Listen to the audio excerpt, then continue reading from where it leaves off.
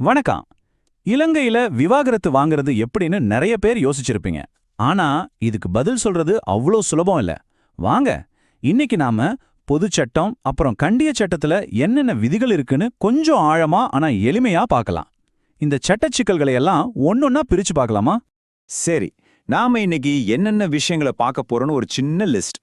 முதல்ல இந்த விவாகரத்து சட்டத்தோட ரொம்ப முக்கியமான ஒரு கொள்கை ஃபால்ட் பிரின்சிபல்னு சொல்லுவாங்க, அதை பத்தி பார்ப்போம். அப்புறம் விபச்சாரம், தீய எண்ணத்தோட கைவிடுறதுன்னு ஒவ்வொரு காரணமா டீட்டெயிலா பார்க்கலாம். கடைசியா கண்டிய சட்டத்துல இது எப்படி வித்தியாசப்படுதுன்னு ஒரு பார்வை பார்த்துடலாம். இப்போ இலங்கையோட பொதுவான விவாகரத்து சட்டத்துல ஒரு சுவாரஸ்யமான விஷயம் இருக்கு.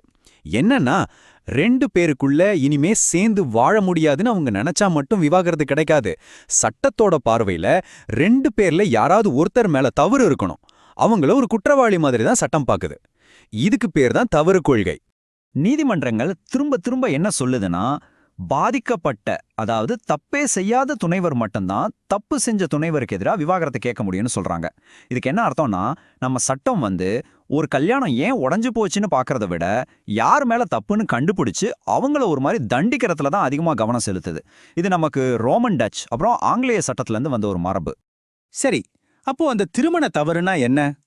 விவாகரத்து வாங்குறதுக்கு இருக்கிற முதல் ரொம்ப சீரியஸான காரணம் விபச்சாரம். இத சட்டப்படி எப்படி நிரூபிக்கிறதுன்னு பார்க்கலாம் வாங்க. சட்ட வரையறை ரொம்பவே நேரடியானது. அதாவது, கல்யாணமான ஒருத்தர் தன் கணவன் அல்லது மனைவியை தவிர வேற ஒருத்தர் கூட அவங்களாவே முன்வந்து பாலுறவு வச்சுக்கிறது தான் விபச்சாரம். கேட்கறதுக்கு ரொம்ப சிம்பிளா இருக்கு இல்லையா? ஆனா இதை நீதிமன்றத்துல கொண்டு போய் நிரூபிக்கிறது தான் பெரிய சவாலே. யோசிச்சு பாருங்க, ரொம்ப ரகசியமா நடக்கிற ஒரு விஷயத்த எப்படிங்க நிரூபிக்க முடியும்? நல்ல வேளை, நீதிமன்றங்களுக்கு தெரியும் இதுல நேரடி ஆதாரமெல்லாம் கிடைக்காதுன்னு. அதனால அவங்க மறைமுக ஆதாரங்களை, அதாவது சூழ்நிலை சாட்சியங்களை ஏத்துக்கிறாங்க. இந்த புஷ்பகுமாரா எதிர் மார்மிட் வழக்குல இதான் தெளிவா சொல்லப்பட்டிருக்கு. நீங்க கரெக்டா எந்த நேரத்துல எந்த இடத்துல இது நடந்துச்சுன்னு சொல்லணும்னு அவசியம் இல்ல.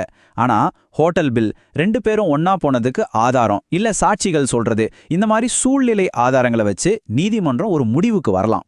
ஓ, அப்போ விபச்சாரம் நடந்திருக்க வாய்ப்பு இருக்குன்னு அவங்க அனுமானிக்க முடியும். இதுல இன்னொரு முக்கியமான விதி இருக்கு. சிவில் நடைமுறை சட்டத்துல 599வது பிரிவு இத பத்தி சொல்லுது. நீங்க உங்க துணைவர் மேல விபச்சார குற்றச்சாட்டு வைக்கும்போது அவங்க யாரு கூட தப்பு செஞ்சாங்கன்னு சொல்றீங்களோ அந்த மூணாவது நபரையும் இந்த வழக்குல சேர்க்கணும். அவருக்கு பேர் தான் இணை எதிர்மனுதாரர். ஏன்னா குற்றம் சாட்டப்பட்ட அந்த நபருக்கும் தன்னை பாதுகாத்துக்க ஒரு வாய்ப்பு கொடுக்கணும் இல்லையா? அதனாலதான் இந்த விதி. நீதிமன்றம் இந்த விதிய எவ்ளோ தீவிரமா எடுத்துக்குதுன்னு பாருங்க. உதாரணமா, சீகன் எதிர் சீகன் வழக்குல அந்த மூணாவது நபருக்கு நோட்டீஸ் அனுப்பலன்னா அந்த வழக்கே செல்லாதுன்னு சொல்லிட்டாங்க. அதே மாதிரி ஜஸ்லின் நோனா எதிர் சமரநாயக்க வழக்குல இது ஒரு கட்டாயமான விதி, இதை ஃபாலோ பண்ணலன்னா வழக்க நிராகரிச்சிடணும்னு ரொம்ப தெளிவா சொல்லிட்டாங்க. சோ இந்த விதி அவ்வளோ முக்கியம். இப்போ இதை நிரூபிக்கிறதுல ஒரு பெரிய சட்ட விவாதமே நடந்திருக்கு. ஆரம்பத்துல ஜெய்சிங் வழக்குல என்ன சொன்னாங்கன்னா, இது ஒரு குற்றவியல் வழக்கு மாதிரி சந்தேகத்துக்கு இடமே இல்லாம நிரூபிக்கணும்னு சொன்னாங்க. அப்புறம் அலர்மலமால் வழக்குல இல்ல இது சிவில் வழக்கு தான், நிகழ்தகவு சமநிலை அடிப்படையில, அதாவது பெரும்பாலும் நடந்திருக்கலான்னு நிரூபிச்சா போதும்னு சொன்னாங்க. ஆனா சமீபத்துல வந்த ஹிஷாம் ஃபைஸ் வழக்குல மறுபடியும் சந்தேகத்துக்கு இடமில்லாம நிரூபிக்கிறது தான் சரின்னு கருத்து சொல்லியிருக்காங்க. ஏன்னா இது ஒருத்தரோட நற்பெயர் சம்பந்தப்பட்ட விஷயம் இல்லையா? சரி, விபச்சாரம் பத்தி பார்த்தாச்சு. இப்போ விவாகரத்துக்கான அடுத்த, இன்னும் சொல்ல போனா ரொம்ப பொதுவான ஒரு காரணத்தை பார்க்கலாம். அதுதான் தீய எண்ணத்துடன் கைவிடுதல். இதை நிரூபிக்கிறது விபச்சாரத்தை நிரூபிக்கிறத விட கொஞ்சம் சுலபம்னே சொல்லலாம். அப்படின்னா என்ன? சில்வா எதிர் மிசினோனா வழக்குல ரொம்ப அழகா சொல்லியிருக்காங்க. சும்மா வீட்டை விட்டு வெளியே போறது மட்டும் கைவிடுதல் ஆகாது. அது திருமண வாழ்க்கையோட கடமைகளை வேணும்னே மனசாட்சியே இல்லாம நிரந்தரமா உதறி தள்ளுறது. அதாவது இந்த கல்யாணமே எனக்கு வேண்டான்னு ஒரு இறுதி முடிவோட செயல்படுறது. சட்டப்படி இதை நிரூபிக்க ரெண்டு விஷயம் ரொம்ப முக்கியம். ஒன்னு ஃபேக்டம், அதாவது உடல் ரீதியா பிரிஞ்சு போறது. இன்னொன்னு ஆனிமஸ், அதாவது பிரிஞ்சு போனோம், இந்த கல்யாணத்தை முடிச்சுக்கணும்னு மனசுல ஒரு எண்ணம் இருக்கணும். இந்த ரெண்டும் சேர்ந்தாதான் அது சட்டப்படி கைவிடுதல். ஒன்னு மட்டும் இருந்தா பத்தாது. இங்க பாருங்க, வெதர்லி எதிர் வெதர்லி வழக்குல ஒரு முக்கியமான விஷயம் சொல்லியிருக்காங்க. ஒரு மனைவி மத்த எல்லா குடும்ப கடமைகளையும் சரியா செஞ்சுட்டு பாலுறவுக்கு மட்டும் மறுத்தா அத கைவிடுதல்னு சொல்ல முடியாது. ஏன்னா அங்க கல்யாணத்தையே முறிச்சுக்கணுங்கிற அந்த அனிமஸ், அதாவது அந்த எண்ணம் இல்ல. ஆனா இதுக்கு அப்படியே நேர்மாறா வான்பண் எதிர் வான்பண் வழக்குல பாருங்க, ஒரே வீட்டுக்குள்ள தான் வாழ்றாங்க, ஆனா பால் உறவையும் மறுத்து மத்த எந்த வீட்டு வேலையும் செய்யாம ஒட்டுமொத்தமா ஒரு அந்நியர் மாதிரி இருந்தா அது கைவிடுதல் ஆகலாம்.